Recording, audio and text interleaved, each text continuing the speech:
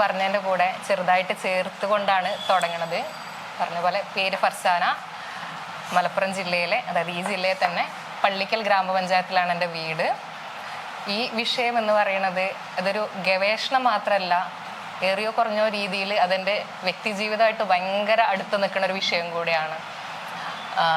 സാധാരണ ഒരു മുസ്ലിം കുടുംബത്തിൽ ജനിച്ച് വളർന്ന എനിക്ക് ഇവിടെ ഇരിക്കുന്ന പലർക്കും റിലേറ്റ് ചെയ്യാൻ പറ്റുന്ന കാര്യം തന്നെയാണ്. കാരണം നമ്മളൊക്കെ ഇതിൻ്റെ ഉള്ളിലാണ് എന്നുള്ളതാണ്. ജനിച്ച് വളർന്ന ഞാൻ ചുറ്റുപാടും എൻ്റെ നാട് ഇപ്പോൾ പലർക്കും പരിചയം ഉണ്ടാവും, പള്ളിക്കൽ ഗ്രാമപഞ്ചായത്ത് എന്ന് പറയുന്നത്. ശരിക്കും ഒരു നാട്ടുമ്പുറാണ്, മതിലുകളൊന്നുമില്ല. ഞങ്ങൾക്ക് അപ്പുറത്ത് വീട്ടിലെ കാര്യങ്ങൾ അറിയാം, അവിടെ വരുന്നവരെ കാണാം, എല്ലാം ഒരു വ്യത്യാസമോ അതിർ വരുമ്പോഴോ ഒന്നുമില്ലാത്ത ഒരു നാട്ടുമ്പുറത്താണ്. അപ്പം അയലക്കത്തെ കാര്യങ്ങളും അയലക്കത്തെ വീട്ടിലെ വരുന്നവരും പോകുന്നവരും വിശേഷങ്ങളൊക്കെ നമുക്കറിയാം. അപ്പം ചെറുപ്പത്തിൽ ഈ ഒരു വിഷയം എൻ്റെ ചൈൽഡ്ഹുഡ് മെമ്മറി ആയിട്ട് റിലേറ്റ് ചെയ്ത ഒരു വിഷയം കൂടിയാണ്. അപ്പം എൻ്റെ വീടിൻ്റെ തൊട്ടടുത്ത് ഒരു തങ്ങൾ കുടുംബമാണ്. തങ്ങൾ കുടുംബത്തിൽ ജനിച്ച് വളർന്ന, അല്ലെങ്കിൽ ഗ്രൂപ്പിലുള്ള ഒരുപാട് പേര് താമസിക്കുന്ന ഒരു ലൊക്കാലിറ്റിയാണ് എൻ്റെത്. അപ്പം ചെറുപ്പത്തിൽ ഞാൻ കണ്ടിട്ടുണ്ട് ഒരുപാട് ആളുകൾ പല കാരണത്തിനും ഈ തങ്ങളെ വീട്ടിൽ അല്ലെങ്കിൽ ബീവിയുടെ വീട്ടിൽ വരുന്നത്. അപ്പോൾ ബീങ് എ ചൈൽഡ് ഭയങ്കര ക്യൂരിയോസിറ്റി ആയിരിക്കുമല്ലോ നമുക്ക് എല്ലാത്തിനോടും. എന്തിനാ അവിടെ കുറേ ആൾക്കാർ വരുന്നത്? കാരണം അടുത്തുള്ള വീട്ടിൽ വരുന്ന മക്കളെയും മരുമക്കളെയും പേരക്കുട്ടികളൊക്കെ നമുക്കറിയാം. അപ്പം അതല്ലാത്ത വേറെ ആൾക്കാർ വരുമ്പോൾ ചോദിക്കും, എന്താ കുറേ ആൾക്കാർ വരുന്നുണ്ടല്ലോ, ഇങ്ങനെ കുറേ ചോദ്യങ്ങൾ ചോദിച്ചുകൊണ്ടിരിക്കും. അപ്പം അവർ തെങ്ങന്മാരാണ്, അവർ ചികിത്സ കൊടുക്കുന്നുണ്ട്, അല്ലെങ്കിൽ അവർ ബീവിയാണ് ചികിത്സ കൊടുക്കുന്നുണ്ട്. അപ്പം എന്താ ഈ ചികിത്സ, എന്ത് ചികിത്സയാണ് കൊടുക്കണേ? ബീങ് എ ചൈൽഡ് എനിക്കത് അറിയില്ല എന്ത് ചികിത്സയാണ് കൊടുക്കണേ എന്നുള്ളത്. അപ്പം അതിനപ്പുറത്തേക്ക് ഞാൻ കണ്ടിട്ടുള്ള എൻ്റെ ആങ്ങളെയാണ് കേട്ടോ അത്. എൻ്റെ ആങ്ങളെ അടക്കം ഇത് നിഷാക്ക്, എൻ്റെ ഇക്കാക്കയാണ്. അപ്പം ഇക്കാക്ക അടക്കമുള്ള ആളുകൾ ഞങ്ങളുടെ ചുറ്റുവട്ടത്തുള്ള തെങ്ങന്മാരും ബീവിമാർക്കൊക്കെ സാധാരണയിൽ കവിഞ്ഞ ഒരു റെസ്പെക്റ്റ്, സാധാരണ എല്ലാവരോടുള്ള മാതിരിയല്ല, ഒരു റെസ്പെക്റ്റ്. എൻ്റെ ഉപ്പൊക്കെ തങ്ങളെ കണ്ട തങ്ങൾ പാപ്പാന്ന് വിളിക്കുക. അതിനപ്പം അത് കുട്ടിയാവട്ടെ വലുതാവട്ടെ ആരോ ആയിക്കോട്ടെ, ആ ഒരു കുടുംബത്തിൽ ജനിച്ച ആരോടും ആ ഒരു റെസ്പെക്റ്റോട് കൂടിയിട്ടാണ് പെരുമാറുന്നത്. അവിടെയും ഞാൻ ചോദിച്ചു, എന്തോ ഓർക്ക് മാത്രം, നമ്മളെപ്പോലല്ലോ ഓരും, എന്തോ ഓർക്ക് മാത്രം. അപ്പോഴും ഈ ചോദ്യങ്ങൾ ഇങ്ങനെ 1 by 1 ആയിട്ട് അങ്ങനെ ചോദിച്ചുകൊണ്ടിരിക്കുക. അവസാനം ഇവരൊക്കെ മടുത്തുക്കണ് സത്യം പറഞ്ഞ ഒരു സമയമായപ്പോട്ടോ. അത്രയും ചോദ്യങ്ങൾ ഞാൻ ചോദിച്ചിട്ടുണ്ട്. അത് ഒരു കുട്ടി എന്നുള്ള നിലയിൽ എൻ്റെ മനസ്സിലും എൻ്റെ തലയിലും അവിടെ തന്നെ ഉണ്ട് എന്നുള്ളത് ഒരുപാട് വർഷം കഴിഞ്ഞതിന് ശേഷമാണ് ഞാൻ തിരിച്ചറിഞ്ഞത്. ആ നാട്ടുമ്പുറത്ത് ജനിച്ച് വളർന്ന് ഞാൻ ഫറൂഖ് കോളേജിൽ എൻ്റെ ഗ്രാജുവേഷൻ കഴിഞ്ഞ് ഡൽഹിയിൽ 2012 എൻ്റെ മാസ്റ്റേഴ്സിന് വേണ്ടി പോവാണ്. ആ ഒരു കാലഘട്ടത്തിൽ ഒരുപാട് മുസ്ലിം പെൺകുട്ടികളൊന്നും ഡൽഹിയിൽ പഠിക്കാൻ പോയിട്ടില്ല എന്നുള്ളതാണ് എൻ്റെ അറിവ്. കുറച്ച് പോയ ആളുകൾ തന്നെ ഒരുപാട് സ്ട്രഗിൾ ചെയ്തിട്ട് പോയ ആളുകളാണ്. ഈ കാലഘട്ടത്തിൽ ഞാൻ എൻ്റെ മാസ്റ്റേഴ്സ് കംപ്ലീറ്റ് ചെയ്തു. സംവെയർ ഒരു ഹെൽത്ത്, റിലീജിയൻ, ജെൻഡർ, ഈ സാധനങ്ങളൊക്കെ നമ്മൾ വായിക്കുന്തോറാണല്ലോ കൂടുതൽ ചോദ്യങ്ങൾ ഇങ്ങനെ വന്നുകൊണ്ടിരിക്കുക. അല്ലെങ്കിലേ ചോദ്യങ്ങൾ ചോദിക്കുന്ന ഒരു കുട്ടി, അതിൻ്റെ കൂടെ കൂടുതൽ വായനയും കൂടെ ആയപ്പോൾ ചോദ്യങ്ങളുടെ എണ്ണം കൂടി. അങ്ങനെ മാസ്റ്റേഴ്സ് കംപ്ലീറ്റ് ചെയ്തു. ഞാൻ social medicine and community health എന്ന് പറഞ്ഞ ഡിപ്പാർട്ട്മെൻറ്റിലാണ് എൻ്റെ MPhilഉം PhDയും ചെയ്യണത്. സ്വാഭാവികമായിട്ടും ഈ ചൈൽഡ്ഹുഡ് റിലേറ്റഡ് സാധനങ്ങൾ എൻ്റെ ചിന്തയിൽ പോപ്പപ്പ് ചെയ്തു തുടങ്ങി. കാരണം ഇന്ത്യയിലെ ഹെൽത്ത് സിസ്റ്റത്തിനെ കുറിച്ചും സംവിധാനങ്ങളെക്കുറിച്ചും ആളുകളുടെ കാഴ്ചപ്പാടുകളെക്കുറിച്ചൊക്കെ ഞാൻ കൂടുതൽ വായിച്ചു തുടങ്ങിയപ്പോൾ ഇതെന്നെ കൊണ്ടുപോയത് വീണ്ടും പള്ളിക്കൽ ബസാറിലേക്കും ഞങ്ങളുടെ അയലക്കത്തേക്കുമാണ്. ഞാനിങ്ങനെ സാധാരണ സംസാരിക്കുന്ന രീതിയിൽ തന്നെയാണ് പറയേണ്ടത്, അയൽപ്പക്കമൊന്നും പറയണില്ല. അത് കുറച്ചും കൂടെ എഫേർട്ട് ഇടുന്ന മാതിരി എനിക്ക് തോന്നുന്നത്. അതുകൊണ്ട് ഞാൻ ഈ ഒരു ഭാഷയിൽ തന്നെ തുടരുകയാണ്. I hope that is fine അല്ലേ? അപ്പം ഈ ചോദ്യം വീണ്ടും വന്നു. ഞങ്ങളുടെ കോഴ്സ് വർക്ക് കഴിഞ്ഞു. അപ്പം ഞാൻ എൻ്റെ സൂപ്പർവൈസറിൻ്റെ അടുത്ത് ഞാൻ സംസാരിച്ചു. കാരണം അപ്പോഴും ആ ഡിപ്പാർട്ട്മെൻറ്റിൽ തട്ടിട്ട ഒരാൾ ഞാൻ മാത്രമേ ഉണ്ടായിരുന്നുള്ളൂ. അപ്പോൾ ടീച്ചർക്ക് എന്നൊക്കെ വലിയ ക്യൂരിയോസിറ്റി. അപ്പോൾ ടീച്ചർ പറഞ്ഞു, കണ്ടിന്യൂ ചെയ്തോ, ഈ വിഷയത്തിൽ തന്നെ തുടർന്നോ എന്നുള്ള രീതിയിൽ പറഞ്ഞു. അങ്ങനെ സ്വാഭാവികമായിട്ടും ഞാൻ കൂടുതൽ വായിച്ചു തുടങ്ങി. എനിക്ക് ചെറിയൊരു അഹങ്കാരം ഉണ്ടായിരുന്നു കേട്ടോ. ഞാൻ ജനിച്ച് വളർന്ന നാട്ടുംപുറത്ത് എൻ്റെ കമ്മ്യൂണിറ്റീനെ കുറിച്ച് പഠിക്കുമ്പം ഭയങ്കര എളുപ്പത്തിൽ എനിക്ക് ഈ റിസർച്ച് ചെയ്യാൻ പറ്റും എന്നുള്ളത്. അത് ആ അഹങ്കാരം എനിക്ക് ഈ റിസർച്ച് ചെയ്ത് തുടങ്ങിയപ്പോൾ അങ്ങ് ഒടിഞ്ഞു പോയി സത്യം പറഞ്ഞാൽ. ഞാൻ വായിച്ച് നാട്ടിൽ വന്നു. ഈ പറഞ്ഞ പോലെ ഈ കാര്യങ്ങളെക്കുറിച്ച് അന്വേഷിക്കാൻ തുടങ്ങി. വീണ്ടും ഇത് അന്വേഷണമാണ്. ചോദ്യങ്ങളിൽ നിന്ന് ഉത്തരം കിട്ടണമെങ്കിൽ നമ്മൾ ഒരുപാട് അന്വേഷിക്കണമല്ലോ. അപ്പോൾ സ്വാഭാവികമായിട്ടും ആദ്യം നമ്മൾ മനസ്സിലാക്കുന്ന, അല്ലെങ്കിൽ ആദ്യം ഞാൻ ചോദിച്ചു തുടങ്ങിയൊരു ചോദ്യം എന്താണ് ഹെൽത്ത് എന്നുള്ളതാണ്. എന്താ ശരിക്കും ഹെൽത്ത്? എന്താ ശരിക്കും ഹെൽത്ത്? അല്ലെങ്കിൽ നമ്മളിപ്പോൾ ഒരാളെ കാണുമ്പോൾ സുഖല്ലേ, അല്ലെങ്കിൽ എന്താ ഹാലെന്ന് ചോദിക്കും. അപ്പം നിങ്ങൾ എന്താ മറുപടി പറയാ? എന്താ പറയാ? എന്തെങ്കിലുമൊക്കെ ഒന്ന് പറയൂല നമ്മള്.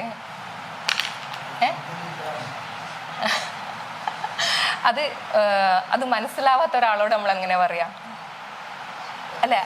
അല്ലെ സുഖാണെന്ന് പറയും. ഈ സുഖത്തിന് നമ്മൾ എങ്ങനെ ഡിഫൈൻ ചെയ്യണേ? അല്ലേ, നമ്മളൊക്കെ ഇനിയിപ്പോൾ സുഖമില്ലെങ്കിൽ നമ്മൾ പറയും സുഖമാണെന്ന് അല്ലേ. ഈ സുഖം എന്ന് പറയുന്നതിനെ നമ്മൾ, അല്ലെങ്കിൽ ആരോഗ്യം എന്ന് പറയുന്നതിനെ അല്ലേ, രോഗമില്ലാത്ത അവസ്ഥ നമ്മൾ സിമ്പിളായിട്ട് പറയും. രോഗമില്ലാത്ത അവസ്ഥയെ നമ്മൾ പറയും. പക്ഷെ അപ്പോഴും ഈ ആരോഗ്യം എന്ന് പറയുന്നത് നമ്മളെല്ലാവരും, എല്ലാവരും എന്ന്, അല്ലെങ്കിൽ നമ്മുടെ സമൂഹത്തിൽ എല്ലാവരും ഞാൻ പറയുന്നില്ല, മിക്ക ആളുകളും മാനസികമായിട്ടുള്ള ആരോഗ്യത്തിനെ മാറ്റി നിർത്തിയിട്ട് ശാരീരികമായിട്ടുള്ള കാര്യങ്ങൾ മാത്രം. ശരീരത്തിന് നിങ്ങൾക്ക് പനിയോ ജലദോഷമോ വയറുവേദനയോ കാലുവേദനയോ എല്ലുപൊട്ടലോ ഒന്നും ഇല്ലെങ്കിൽ നിങ്ങൾ പറയും കുഴപ്പമില്ല അൽഹംദുലില്ലാ നിങ്ങൾ പറഞ്ഞ മാതിരി. പക്ഷേ മാനസികമായിട്ട് ചിലപ്പോൾ എന്താണ്, സാമ്പത്തിക പ്രശ്നം ഉണ്ടാവും, വീട്ടിൽ കുടുംബ പ്രശ്നങ്ങൾ ഉണ്ടാവും, ചിലപ്പോൾ എന്താണ് ഭാര്യനായിട്ട് അടി ഉണ്ടാക്കിയിട്ട് ഇരിക്കുകയായിരിക്കും, അല്ലെങ്കിൽ എന്താണ് വേറെ അഡ്മിഷൻ കിട്ടാത്ത വിഷയം ഉണ്ടാവും. ഇങ്ങനെ ഒരുപാട് പ്രശ്നങ്ങൾ ഇമോഷണലി നമ്മളെ ബാധിക്കുന്നുണ്ട്. ഇതൊന്നും മനുഷ്യന്മാരെന്ത് ചെയ്യലില്ല, കണക്കാക്കലില്ല. ഈ ടെൻഷൻ കാരണം, ഉറക്കമില്ലായ്മ, സാമ്പത്തിക പ്രശ്നം, ഈ പ്രശ്നങ്ങളൊക്കെ കാരണം ചിലപ്പം നമ്മൾ ഉറങ്ങൂല. ഈ ഉറക്കമില്ലായ്മ നമ്മൾ ആരെങ്കിലും പ്രശ്നമായിട്ട് കണക്കാക്കലുണ്ടോ? ഉണ്ടോ? ഉണ്ട്. സാർ ഉണ്ടെന്നാണ് പറഞ്ഞത് ഇവിടെ എന്ന് പറഞ്ഞ എന്നോട്.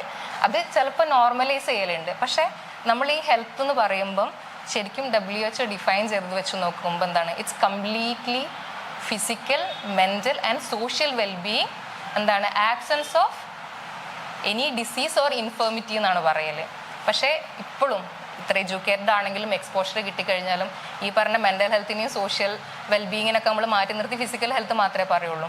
അപ്പം ഈ കാര്യങ്ങളൊക്കെ ഇൻക്ലൂഡ് ചെയ്ത് നമ്മൾ നമ്മളെ ഹെൽത്തിനെ മനസ്സിലാക്കുമ്പോഴും ഒരു കൾച്ചറൽ ബാക്ക്ഗ്രൗണ്ടിലേക്ക് വരുമ്പോൾ അതിനെ വീണ്ടും നമ്മളെന്താണ് ചകഞ്ഞു നോക്കി മനസ്സിലാക്കണം. നമ്മൾ നമ്മളെ ഹെൽത്തിനെ എങ്ങനെ നോക്കിക്കാണുന്നു, അല്ലെങ്കിൽ നമുക്ക് വരുന്നൊരു അസുഖത്തിനെ നമ്മളെങ്ങനെ നോക്കിക്കാണുന്നു അല്ലേ. ഹെൽത്ത് അല്ലെങ്കിൽ ഡിസീസ്, ഇൽനെസ്, അത് കഴിഞ്ഞിട്ടാണ് ഹീലിംഗ് എന്ന് പറഞ്ഞൊരു സാധനം വരുന്നത്. നിങ്ങൾക്കൊരു ഹെൽത്ത് ഉണ്ട്, നിങ്ങൾക്കൊരു ആരോഗ്യമുണ്ട്. ആ ആരോഗ്യത്തിന് എന്തെങ്കിലും ബാധിക്കുമ്പോൾ അത് ഡിസീസ് ആയിരിക്കാം, അല്ലെങ്കിൽ എന്താണ് ഇൽനെസ് ആയിരിക്കാം, അല്ലെങ്കിൽ സിക്നെസ് ആയിരിക്കാം. ഈ സാധനങ്ങൾ വരുമ്പോൾ നിങ്ങൾ അതിനെന്താണ് ഒരു മറുപടി തിരഞ്ഞ് അല്ലെങ്കിൽ ഒരു സൊല്യൂഷൻ തിരഞ്ഞ് നിങ്ങൾ പോകും. അതാണ് നിങ്ങളെ ഹീലിംഗ്. ഈ healing it can B anything. ഏത് മോഡ് ഓഫ് ഹീലിംഗ് വേണമെങ്കിലും നിങ്ങൾക്ക് ഉപയോഗിക്കാം. നമ്മളെ സംബന്ധിച്ച് പ്രത്യേകിച്ച് കേരളത്തിൻ്റെ കോണ്ടെക്സ്റ്റിൽ നമുക്ക് പറയാൻ പറ്റുന്നൊരു കാര്യമാണ്, നമ്മൾ ഭയങ്കര റിച്ചാണ് ഈ ഹെൽത്തിൻ്റെ കാര്യത്തിൽ, എഡ്യൂക്കേഷൻ്റെ കാര്യത്തിൽ. നമ്മുടെ ഹെൽത്ത് കെയർ സിസ്റ്റം എന്ന് പറയുന്നത് ഭയങ്കര സ്ട്രോങ് ആണ്. നമ്മളും പറയും, പുറത്തുള്ളവർ നമ്മളെക്കാൾ കൂടുതലും പറയും.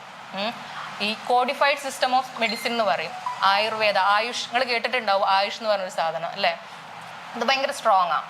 പക്ഷേ അപ്പോഴും നമ്മളെ കൂട്ടത്തിലുള്ള ആളുകൾ പല അസുഖങ്ങളെയും പല രോഗാവസ്ഥകളെയും മനസ്സിലാക്കുന്നത് നമ്മുടെ സോഷ്യോ കൾച്ചറൽ റിലീജിയസ് ബാക്ക്ഗ്രൗണ്ടിലൂടെയാണ് അല്ലേ ആണോ? അല്ലെങ്കിൽ വെറും പത്തോളജിക്കൽ റീസൺ മാത്രമാണോ? പനി വന്നു, അല്ലെങ്കിൽ എനിക്ക് കാലിലൊരു മുറി വന്ന് ഇൻഫെക്ഷൻ വന്നു, അല്ലെങ്കിൽ ഞാൻ ഉറങ്ങണില്ല, അല്ലെങ്കിൽ എനിക്ക് ജലദോഷമാണ്, വയറുവേദനയാണ്, ബോഡി പെയിൻ ആണ്, ഇതൊക്കെ ഒരു പത്തോളജിക്കൽ റീസൺ കാരണം കൊണ്ട് മാത്രമാണോ നമുക്ക് ഉണ്ടാവുന്നത്? എൻ്റെ പഠനത്തിലൂടെ ഞാൻ മനസ്സിലാക്കിയ ഒരു കാര്യം കൂടെ ഉണ്ട്, നമ്മളിൽ പലരും മനസ്സിലാക്കുന്നത് റിലീജിയസ് പെർസ്പെക്റ്റീവിൽ കൂടെയാണ്. കാരണം പല രോഗങ്ങളുടെയും കാരണം എന്ന് പറയുന്നത് അതർ ബീയിങ്സ് ആണ്, സൂപ്പർ നാച്ചുറൽ ബീയിങ്സ്. നമ്മൾ മനുഷ്യന്മാരല്ലാത്ത വേറെയും ചില ആൾക്കാരുണ്ട് ഇവിടെ. അതിൽ വിശ്വസിക്കുന്നുണ്ടോ? ഇല്ല എന്നാണോ വിശ്വസിക്കണില്ല എന്നാണോ? നമ്മളല്ലാത്ത ആൾക്കാരുണ്ടോ? ഇല്ലേ? അപ്പം ഇവർക്കും എന്താണ് ഈ മൂവ്മെൻറ്റുകളുണ്ട്. അപ്പം മുസ്ലിങ്ങളിൽ മാത്രം ഞാൻ പറയുന്നില്ല, കാരണം അതാണ് ഞാൻ പറഞ്ഞ സോഷ്യോ കൾച്ചറൽ ബാക്ക്ഗ്രൗണ്ട്. നമ്മുടെ ചുറ്റുപാടുള്ള മനുഷ്യന്മാരിൽ നമ്മുടെ ബിലീഫ്സ് എന്ന് പറയുന്നത് നമ്മളത് മാത്രമല്ല, നമ്മൾ മറ്റുള്ളവർക്ക് കൊടുക്കുന്നുണ്ട്, ഓരോന്നും ഇങ്ങോട്ടേക്ക് കൊടുക്കുന്ന ഒരു ക്രോസ് റോഡ് എപ്പോഴും നമുക്ക് കാണാൻ പറ്റും നമ്മുടെ മലബാർ കൾച്ചർ എടുത്ത് നോക്കുകയാണെങ്കിൽ. അപ്പം നമ്മൾ കാണുന്ന നമ്മളുടെ പല അസുഖങ്ങളുടെയും കാരണങ്ങൾ എന്ന് പറയുന്നത് പൊസഷൻ, അല്ലെങ്കിൽ പോസേഷൻ ഓഫ് ഇൽനെസ് എന്ന് പറയുന്നത് പൊസഷൻ ഓഫ് സൂപ്പർ നാച്ചുറൽ ബീയിങ്സിനെ ആയിട്ടാണ് കണക്കാക്കുന്നത്. അപ്പം ഇങ്ങനെ ജിന്ന്, ഷെയ്ത്താൻ തുടങ്ങിയ ഒരുപാട് അതർ ബീയിങ്സിൽ നമ്മൾ വിശ്വസിക്കുന്നുണ്ട് അല്ലേ, ബിക്കോസ് ഇറ്റ്സ് റിട്ടൺ. ഇത് കാരണം നമുക്ക് പല ആരോഗ്യങ്ങൾ, ശാരീരികമായിക്കോട്ടെ മാനസികമായിക്കോട്ടെ, ഒരുപാട് പ്രശ്നങ്ങൾ നമുക്ക് ഉണ്ടാകുന്നുണ്ടെന്ന് അറിയുന്ന ആളുകൾ ഡോക്ടേഴ്സിൻ്റെ അടുത്ത് പോകില്ല. ഡോക്ടേഴ്സിൻ്റെ അടുത്ത് പോയിട്ട് കാര്യമില്ല, കാരണം അവിടെ ഇതിനുള്ള ചികിത്സ ഇല്ല. അല്ലേ? അവർ പത്തോളജിക്കൽ റീസൺസിനെ മാത്രമേ നോക്കുള്ളൂ. ഈ ഒരു കാരണത്തിന് നമ്മൾ പോകുന്നത് റിലീജിയസ് പെർസ്പെക്റ്റീവിൽ കൂടെ തന്നെയാണ്. കാരണം ദ കോസേഷൻ ഓഫ് ഇൽനെസ് എന്ന് പറയുന്നത് റിലീജിയസ് പെർസ്പെക്റ്റീവിലൂടെയാണ് നമ്മൾ നോക്കിക്കാണുന്നത്. അപ്പോൾ അതിനുള്ള ചികിത്സ എന്താണ്, ആ വഴി കൂടെ തന്നെ നമ്മൾ തിരയണം. ഈ ഒരു അണ്ടർസ്റ്റാൻഡിങ്ങിൽ ഞാൻ എൻ്റെ പഠനം തുടങ്ങി. നമ്മുടെ നാട്ടിലുള്ള തങ്ങന്മാർ, ഉസ്താദുമാർ, ഇത്തരം ചികിത്സകൾ നടക്കുന്ന ആളുകളെ എടുത്ത് ഞാൻ എൻ്റെ റിസർച്ച് ജേർണിയും കൂടി ആയിട്ടതിൽ ഉൾപ്പെടുത്തിയിട്ടുള്ളത്. ഞാൻ പോയി കണ്ട് സംസാരിച്ച്, ഞാൻ പറഞ്ഞ ആ ഒരു അഹങ്കാരം ഈ ഇതിൻ്റെ മൊന ഒടിയാനുള്ള കാരണം കൂടെ അതായത് എളുപ്പമാണെന്ന് വിചാരിച്ചു. പക്ഷേ അതത്ര എളുപ്പമായിരുന്നില്ല. കാരണം first being a researcher, being a women researcher, അതടുത്ത ടാസ്ക് ആയിരുന്നു ഇത് കൺവിൻസ് ചെയ്യുക എന്ന് പറയുന്നത്. കാരണം ഞാൻ നേരത്തെ പറഞ്ഞ കോഡിഫൈഡ് സിസ്റ്റത്തിൻ്റെ കൂട്ടത്തിൽ പെട്ടതല്ല നമ്മുടെ ഈ റിലീജിയസ് ആൻഡ് സ്പിരിച്വൽ ഹീലിംഗ് എന്ന് പറയുന്നത്. അപ്പം ഇത് ഈ പറഞ്ഞ ആളുകളെ കൺവിൻസ് ചെയ്യിക്കുക എന്ന് പറയുന്നത്, അല്ലെങ്കിൽ ആ റാപ്പ് ഉണ്ടാക്കി എടുക്കാൻ തന്നെ ഞാൻ കുറച്ചധികം സമയം എടുത്തു എന്നുള്ളതാണ്. ആ ഒരു ഇനീഷ്യൽ സ്റ്റേജ് കഴിഞ്ഞപ്പോൾ ഞാൻ മനസ്സിലാക്കിയ ഒരു കാര്യം, ഈ ഹീലിംഗ് സ്പേസ് എന്ന് പറഞ്ഞാൽ majority it's men four men. നമ്മുടെ ഈ സദസ്സ് പോലെ തന്നെ ആണുങ്ങളായിരുന്നു കൂടുതൽ. അവിടെ ഒരു സ്ത്രീ റിസർച്ചറെ ആയ എനിക്ക് നല്ല ബുദ്ധിമുട്ട്. ഇപ്പം നിങ്ങൾക്ക് ഇത് ഒരു അതേ പറഞ്ഞ റിയൽ ലൈഫ് എക്സ്പീരിയൻസ് ആയിരുന്നു. എൻ്റെ കൂടെ എൻ്റെ ഇക്കാക്കിയോ വാപ്പയോ ഒക്കെ അക്കമ്പനി ചെയ്തിട്ടുണ്ട് റിസർച്ച് കംപ്ലീറ്റ് ചെയ്യാൻ വേണ്ടിയിട്ട്. കാരണം ആ ഒരു ബാരിയർ ഇതിൻ്റെ ഇപ്പോൾ ഇതിൽ കുറേ ആൾക്കാർ റിസർച്ച് ഓറിയൻറ്റഡ് ആയിട്ട് ഇരിക്കുന്ന ആളുകളും ഉണ്ടല്ലോ. അപ്പം നിങ്ങൾ വിചാരിക്കുന്നുണ്ടാവും റിസർച്ച് എന്ന് പറയുന്നത് ഭയങ്കര എളുപ്പങ്ങളെ മുന്നിൽ വരുന്ന ഒരു കിതാബ് ഇങ്ങനെ അങ്ങ് പോയിട്ട് എഴുതിയുണ്ടാക്കിയ സാധനമാണ്. അല്ല കേട്ടോ, ഒരുപാട് കടമ്പകൾ കടന്ന് എഴുതിയതും വെട്ടിയതും തിരുത്തിയതായിട്ടുള്ള ഒരുപാട് സാധനം കഴിഞ്ഞിട്ട് വരുന്നതാണ്. അപ്പോൾ റിസർച്ചിൻ്റെ പരിമിതിയും കൂടിയാണ് നിങ്ങളിതിൽ മനസ്സിലാക്കേണ്ടത്. അങ്ങനെ ഈ റാപ്പോ ഉണ്ടാക്കിയെടുത്തതിൽ നിന്ന് മനസ്സിലായത് പുരുഷ ഹീലേഴ്സാണ് കൂടുതലുള്ളതെന്ന്. പക്ഷേ ആ ഒരു ജോണറിൽ വെച്ചുകൊണ്ട് ഞാൻ ആ പഠനം മുഴുവനാക്കി. പിന്നെ എനിക്ക് തോന്നി അതിലുള്ള അടുത്ത സ്കോപ്പും അതിൻ്റെ പരിമിതി തന്നെയായിരുന്നു അതിൻ്റെ സ്കോപ്പ് എന്ന് പറയുന്നത്. ഞാൻ പറഞ്ഞ പോലെ മെൻ ഹീലേഴ്സിനല്ല, വിമൺ ഹീലേഴ്സിനെയാണ് കുറച്ചും കൂടെ ഫോക്കസ് ചെയ്യേണ്ടത്. കാരണം നമ്മളൊക്കെ എക്സ്പീരിയൻസ് ചെയ്യുന്നൊരു സാധനമാണ്. നമ്മുടെ വീട്ടിൽ നമുക്കൊക്കെ വയ്യായികകൾ വരുമ്പം നമ്മുടെ വാപ്പയോ ആങ്ങളെയോ അല്ലെങ്കിൽ ഭർത്താവോ ഒന്നും ആയിരിക്കില്ല ആദ്യം ചികിത്സ തിരഞ്ഞു വരിക. ഉമ്മയോ പെങ്ങളോ വല്യമ്മയോ ഒക്കെ ആയിരിക്കും, അല്ലേ? അവിടെയാണ് ആ ഹീലിങ്ങിൻ്റെ ബേസ് കിടക്കുന്നത്. അത് തന്നെയാണ് വിമൺ ഹീലേഴ്സിലേക്ക് എന്നെ എത്തിക്കുകയും ചെയ്തിട്ടുള്ളത്. അങ്ങനെ ഞാൻ വിമൺ ഹീലേഴ്സിൻ്റെ ഒരു സ്പേസിലേക്ക് എൻ്റർ ചെയ്ത് തുടങ്ങി ഗ്രാജുവലി. അവിടെയും ഈ പറഞ്ഞ ഹീലേഴ്സിൻ്റെ അടുത്ത് ചെന്നപ്പോഴും ഈ പറഞ്ഞ പരിമിതികൾ ഉണ്ടായിരുന്നു. അക്സെപ്റ്റൻസ് ആയിരുന്നു ആദ്യത്തെ വിഷയം. ബിക്കോസ് ഇത് ഗവൺമെൻറ് റിക്കഗ്നിഷൻ ഇല്ലാത്ത ഒരു ചികിത്സാ രീതിയാണെന്നുള്ളതായിരുന്നു വലിയൊരു പരിമിതി എന്ന് പറയുന്നത്. അങ്ങനെ ഗ്രാജുവലി ഇരുന്ന് നമ്മൾ ആ റാപ്പ് ഉണ്ടാക്കിയെടുത്തു. കാരണം അതാ നിങ്ങൾ നാളെ ഒരു വിവരം എനിക്ക് പറഞ്ഞു തന്നിട്ട് നാളെ നിങ്ങൾക്ക് അതൊരു പണിയാവരുത്. അവർ ചിന്തിക്കണം അങ്ങനെ, ഇവളിപ്പോൾ എന്തിനാ വന്നത്, അതും ഇവൾ ഡൽഹി പോയി പഠിച്ചിട്ട് ഇപ്പോൾ ഇത് ചോദിക്കാനാണോ ഇവിടെ വന്നതെന്നുള്ളൊരു സാധനം ഉണ്ടല്ലോ. ഈ ഒരു പ്രശ്നത്തിൻ്റെ ഇടയിൽ ഗ്രാജുവൽ ഈ പറഞ്ഞ എൻ്റെ തൊട്ടടുത്ത അയലക്കത്തെ ആളാണ്. ഞാൻ വിചാരിക്കുന്നത് ഞാനുണ്ട് പോവും, ഞാൻ ചോദിക്കും ഗീതാത്തിനൊക്കെ പറഞ്ഞുതരും, ഞാൻ ഇരുന്ന് ഇങ്ങനെ എഴുതുന്നാണ് വിചാരിച്ചിട്ടുണ്ടായിരുന്നു. പക്ഷെ അതത്ര എളുപ്പമായിരുന്നില്ല. അങ്ങനെ ഗ്രാജുവലി എന്നെ ആ സ്പേസിലേക്ക്, ആ ഹീലിംഗ് സ്പേസിലേക്ക്, അല്ലെങ്കിൽ ആ ഹീലിംഗ് റൂമിലേക്ക് ഗീത തന്നെ ഇരിക്കാൻ സമ്മതിച്ചു എന്നുള്ളതാണ്. അത് ഒറ്റയടിക്ക് സംഭവിച്ച കാര്യമൊന്നുമല്ല. ഗ്രാജുവലി പറഞ്ഞ് ഞാനും അവിടുത്തെ ഒരു മെമ്പറായി എന്ന് വേണമെങ്കിൽ പറയാം. തുടങ്ങിയത് ഇങ്ങനെ പേപ്പർ മുറിച്ചു കൊടുത്തിട്ടും എഴുതി കൊടുത്തിട്ടും വെള്ളക്കുപ്പി നിറച്ചിട്ടും കേട്ടിരുന്നിട്ടൊക്കെയാണ്. കാരണം അത്ര എളുപ്പമല്ലല്ലോ. ഞാൻ പാഞ്ഞങ്ങ് ചെന്നിട്ട് ചോദിക്കുക ഞങ്ങളിത് നിങ്ങൾക്ക് പറഞ്ഞു തരുമോ എന്നുള്ളത്. എനിക്ക് എന്തെങ്കിലും പ്രശ്നം ഉണ്ടെങ്കിൽ എന്താണ് ഗീതാത് എനിക്ക് എഴുതി തരും, അല്ലെങ്കിൽ മന്ത്രിച്ചൂതി തരും. അങ്ങനെ പറയാം, മന്ത്രിച്ചൂതി തരുക എന്നല്ലേ.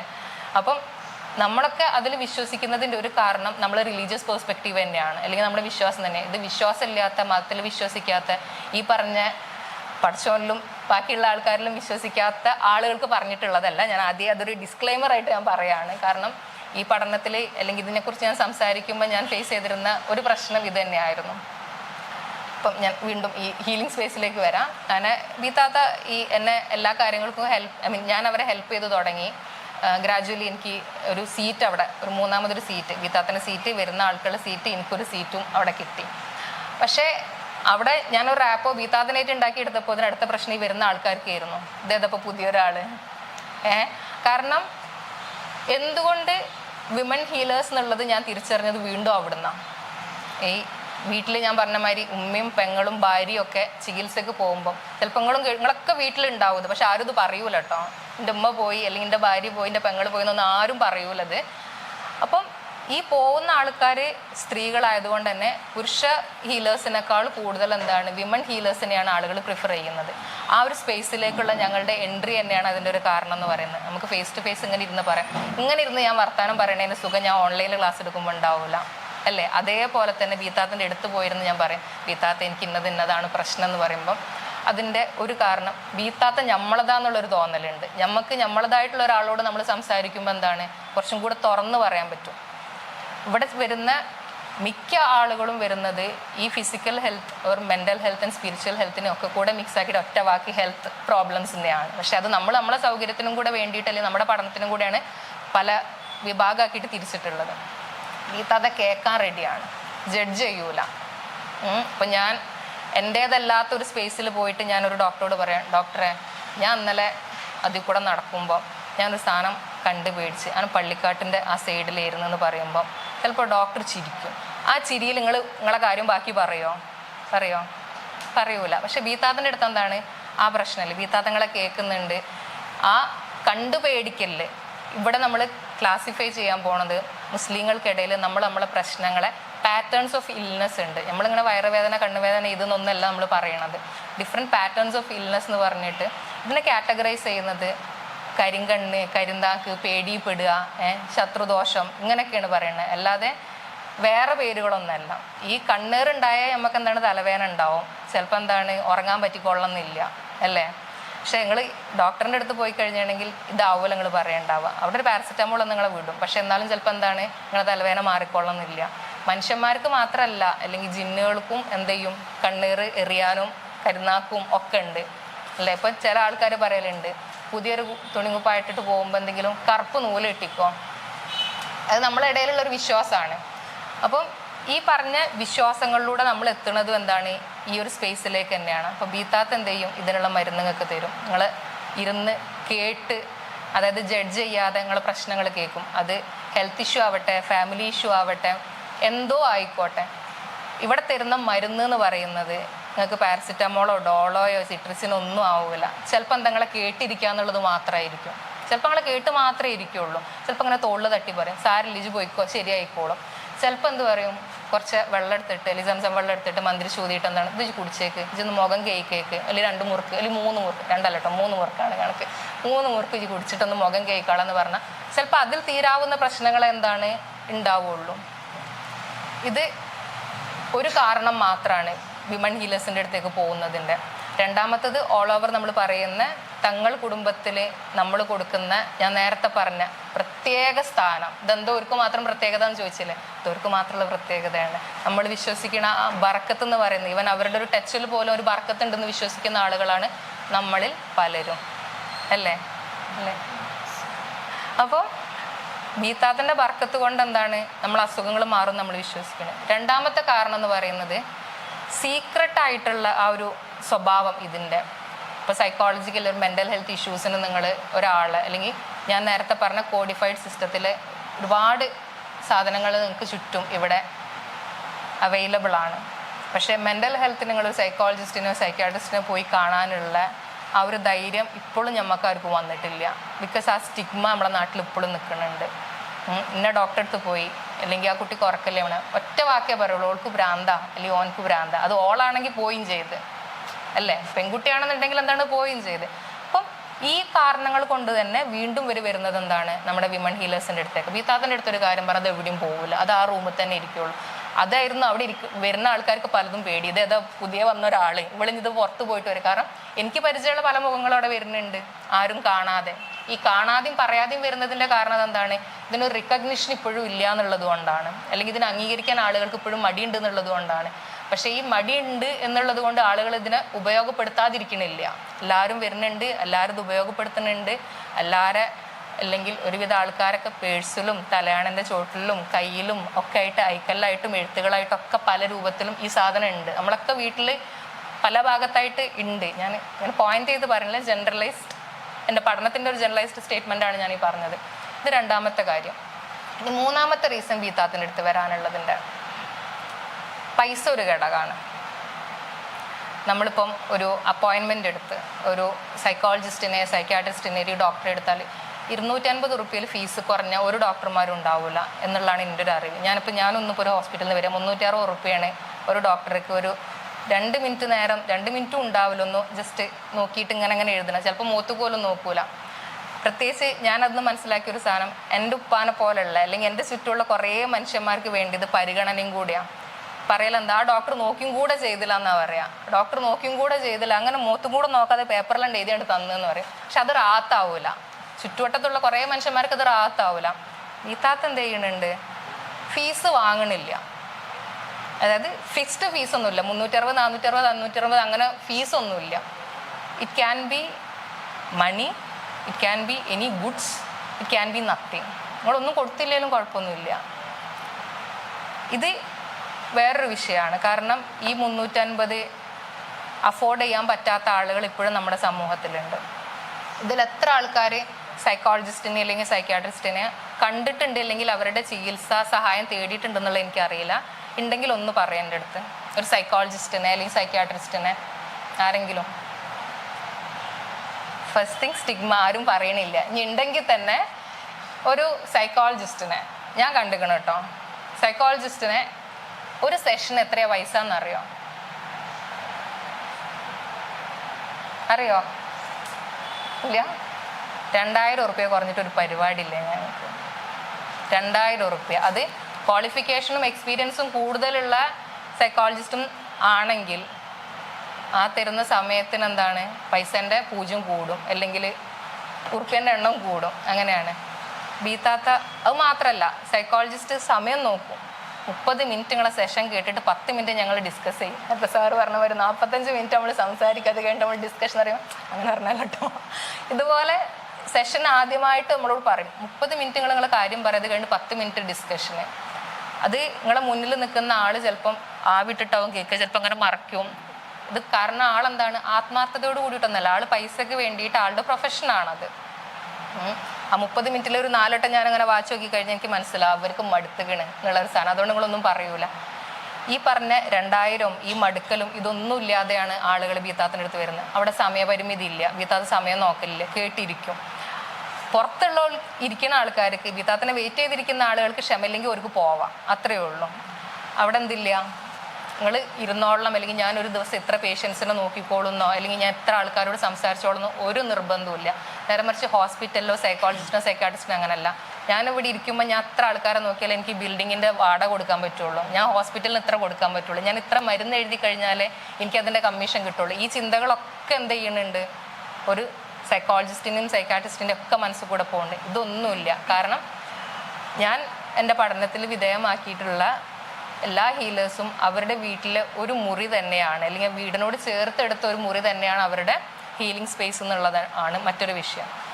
പിന്നെ ഈ കേട്ടിരിക്കൽ, ഈ സൂക്ഷിച്ചു വെക്കുന്ന, ഇവർ പറയുന്ന ഓരോ കാര്യങ്ങളും സൂക്ഷിച്ചു വെക്കുന്നത് അടുത്തൊരു കാര്യം. പിന്നെ ഞാൻ പറഞ്ഞ പോലെ ബർക്കത്ത്, അതാണ് മറ്റൊരു വിഷയം എന്ന് പറയുന്നത്. ഈ പല കാരണങ്ങൾ കൊണ്ട് തന്നെ ഈ പറഞ്ഞ പ്രശ്നങ്ങൾക്കൊക്കെ നമ്മുടെ നാട്ടിലെ പലരും വിമൺ ഹീലേഴ്സിനെയാണ് പോയി കാണുന്നത്. ഇതിലൂടെ ഇവരും എംപവേർഡ് ആവുന്നുണ്ട്. നമ്മുടെ കൂട്ടത്തിൽ ചികിത്സ തിരഞ്ഞു പോകുന്ന ആളുകൾക്കും എന്താണ്, ഒരു സമാധാനം കിട്ടുന്നുണ്ട്, ഒരു ആക്കം കിട്ടുന്നുണ്ട്. പ്രശ്നങ്ങൾക്ക് ആക്കമുണ്ട്. ഇവിടെ ആക്കെന്ന് പറഞ്ഞ ചികിത്സ കൊടുക്കുന്നത് ഖുറാനിലെ വാക്കുകളാണ്, ഖുറാനിലെ ആയത്തുകളാണ്, ഖുറാനിലെ അക്ഷരങ്ങളാണ്. ഇതാണ് എഴുതി കൊടുക്കണത്, ഇതാണ് പറഞ്ഞു കൊടുക്കണത്, ഇതാണ് ഓതി കൊടുക്കണത്. ഇതിനപ്പുറത്തേക്ക് എന്താണ്, ഒരു ചികിത്സയില്ല. കാരണം ഈ രണ്ടും തരുന്നത് ഒരാളിൽ നിന്നാണ്. അതിനുള്ള ഉത്തരവ് എന്താണ് ഇവിടെ ഉണ്ടെന്നുള്ളതാണ് നമ്മൾ വായിച്ചിട്ടുള്ളത്, അല്ലേ? അപ്പോൾ ആ അറിഞ്ഞ അറിവാണ് ബീത്താത്ത് എന്ത് ചെയ്തതിന് എഴുതി കൊടുക്കുന്നത്. ഇതാണ് ഓവറോൾ എൻ്റെ സ്റ്റഡിയുടെ ഒരു ജിസ്റ്റ് എന്ന് പറയുന്നത്. ഒപ്പം ഈ വിമൺ ഹീലേഴ്സ് എന്ത് റോളാണ് നമ്മുടെ പബ്ലിക് ഹെൽത്തിൽ ചെയ്യുന്നതെന്നുള്ളത് ഒരു ക്വസ്റ്റ്യൻ. അല്ലെങ്കിൽ എന്തിനകത്ത് പഠിച്ചത്, അല്ലെങ്കിൽ ഇവർക്ക് എന്ത് റോളാണുള്ളതെന്ന്. ഇപ്പം ആസ് എ ഹീലർ ഇവർ ചെയ്യുന്ന എന്താണ്, നമ്മൾ ആളുകളെ കേൾക്കുന്നു, ചികിത്സ കൊടുക്കുന്നു ഒക്കെയുണ്ട്. പക്ഷേ വിമൺ ഹീലർ എന്നുള്ളതിനപ്പുറം അവരെന്താണ്, കൗൺസിലറായിട്ട് അറിഞ്ഞോ അറിയാതെ ഒരു കൗൺസിലിംഗ് അവിടെ കൊടുക്കുന്നുണ്ട്. ഒരു ഡിസിഷൻ മേക്കറാണ് അവർ. പല കുടുംബത്തിലെയും പല പ്രശ്നങ്ങളുടെയും, ഞാൻ പറഞ്ഞു മാനസികാരോഗ്യം ശാരീരികാരോഗ്യം ഒന്നും മാത്രമല്ല, ഇപ്പം ഫാമിലി ഇഷ്യൂ ആവട്ടെ, ഫിനാൻഷ്യൽ ഇഷ്യൂ ആവട്ടെ, നിങ്ങൾക്ക് ബിസിനസ്സിൽ എന്തെങ്കിലും ഫെയിലിയർ ആവട്ടെ, എന്ത് പ്രശ്നങ്ങൾക്കും എന്താണ് ഇവിടെ ഉത്തരമുണ്ട്. അപ്പം പല കാര്യങ്ങൾക്കും ഒരു ഡിസിഷൻ, ഇപ്പം ഇന്ന് പോകണ്ട അല്ലെങ്കിൽ ഇന്ന് ചെയ്യണ്ട എന്ന് പറയുന്ന സാധനങ്ങൾ, അല്ലെങ്കിൽ ഇന്നത് ചെയ്തോ എന്ന് പറയുന്ന ആ ഒരു തീരുമാനം വരുന്നതും ചിലപ്പോൾ എന്താണ്, ഈ ബീത്താത്തയുടെ അടുത്തു നിന്നാണ്, അല്ലെങ്കിൽ ബീവിമാരുടെ അടുത്തു നിന്നാണ് വരുന്നത്. പിന്നെ ഇവർ പല സമയത്തും ഒരു റെഫറലായിട്ടും കൂടെ വർക്ക് ചെയ്യുന്നുണ്ട്. നമ്മളെ ചുറ്റുവട്ടത്തും നമ്മൾ കണ്ടിട്ടുള്ളൊരു കാര്യം കൂടിയാണ്. പലരും വാക്സിനേഷനോടൊക്കെ ഒരു വിമുഖത കാണിക്കാറുണ്ട്, അല്ലെങ്കിൽ ചികിത്സ തേടുന്നതിന്.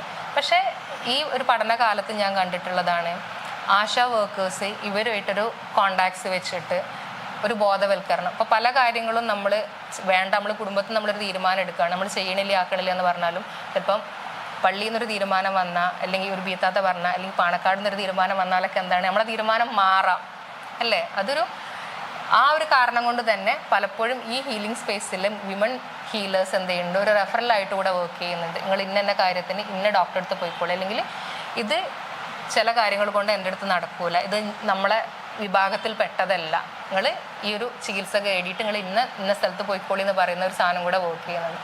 പിന്നെ വാക്സിനേഷൻ്റെ കാര്യത്തിലും ഇത് സംഭവിച്ചിട്ടുണ്ട്. കാരണം പലരും ഇതിന് വിമുഖത കാണിച്ച സമയത്ത് ഇവർ പറഞ്ഞു, നിങ്ങൾ എന്ത് ചെയ്യണം, ഈ വാക്സിൻ നിങ്ങൾ എടുക്കണം, അല്ലെങ്കിൽ ഇതുമായിട്ട് ഗവൺമെൻറ്റായിട്ട് നിങ്ങൾ എന്ത് ചെയ്യണം, ഒരു സപ്പോർട്ട് അല്ലെങ്കിൽ സഹകരണങ്ങൾ കാണിക്കണം എന്നുള്ളത് കൊണ്ട് തന്നെ പലരും ഇവർ പറയുന്നത് എന്താണ് കേൾക്കാൻ തയ്യാറായിട്ടുണ്ട്. അപ്പം ഈ വിമൺ ഹീലേഴ്സിനെ പല രീതിയിൽ എന്താക്കുക, ഗവൺമെൻറ്റിന് ഉപയോഗപ്പെടുത്താം. ആ ഒരു കാരണം കൊണ്ട് തന്നെ ഇത് പബ്ലിക് ഹെൽത്തിന് വളരെ റെലവൻ്റ് ആയിട്ടുള്ള ഒരു കോൺസെപ്റ്റും കൂടിയാണ്. അപ്പം ഈ ഒരു കോൺസെപ്റ്റ് ഓവറോൾ വെച്ചിട്ട് നമുക്ക് മനസ്സിലാക്കാൻ പറ്റുന്ന ഒരു കാര്യം, ഒരാളുടെ ഹെൽത്ത് എന്ന് പറയുന്നത്, അല്ലെങ്കിൽ ഒരാളുടെ ആരോഗ്യത്തിനെ കുറിച്ചുള്ള കാഴ്ചപ്പാട് എന്ന് പറയുന്നത്, അല്ലെങ്കിൽ അയാളുടെ ചികിത്സാ രീതികൾ എന്ന് പറയുന്നത് അയാളുടെ socio cultural and religious aspects എന്ന് വേർതിരിച്ച് നമുക്ക് നോക്കാനോ അല്ലെങ്കിൽ സൊല്യൂഷൻ കൊടുക്കാൻ പറ്റിയതോ ഉള്ളതല്ല. അപ്പം നമ്മൾ എന്ത് കാര്യങ്ങൾ അല്ലെങ്കിൽ ഇതിനെ നോക്കി കാണുമ്പോൾ നമ്മുടെ സോഷ്യോ റിലീജിയസ് ബാക്ക്ഗ്രൗണ്ടും കൂടെ നമ്മളിതിൽ പരിഗണിക്കപ്പെടുന്നുണ്ട് എന്നുള്ളതാണ് എൻ്റെ പഠനം പറഞ്ഞു വെക്കുന്നത്. ഒപ്പം നമ്മൾ വിമൺ ഹീലേഴ്സിനെയും അല്ലെങ്കിൽ മെയിൽ ഹീലേഴ്സിനെയും എന്താണ് ഉപയോഗപ്രദമായ രീതിയിൽ എന്താണ് ഗവൺമെൻറ്റിൻ്റെ ഹെൽത്ത് സെക്ടറിലേക്ക് ഉപയോഗപ്പെടുത്തണം എന്നുള്ളൊരു സജഷനും കൂടെ എന്താണ് ഞാൻ മുന്നിലേക്ക് വെച്ചിട്ടുണ്ട്. ഇത്രയാണ് എൻ്റെ പഠനം.